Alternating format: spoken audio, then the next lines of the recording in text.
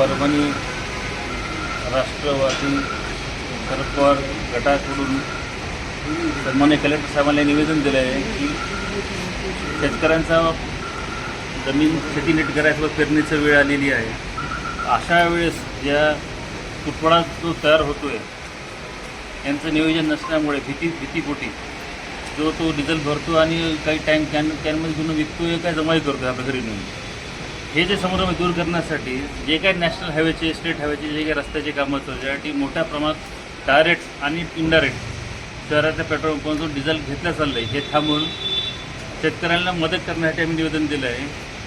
एखाद्या रस्त्याचं काम 15 दिवस दूर लेट झालं, थोडं उशीर झालं तर काय फरक पडणार नाही, पण पेरणी जर दूर झाली तर त्या शेतकऱ्याच्या उपासमारीत वेळ येईलच.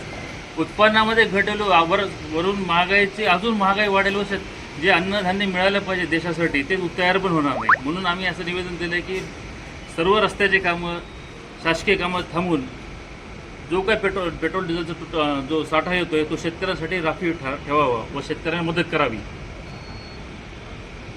तुम्ही जे मागणी प्रशासनाने शेतकऱ्यांना राजकीय कोणता भाग न पकडता हा देशासाठी उत्पन्न तयार करणारा एक वर्ग आहे.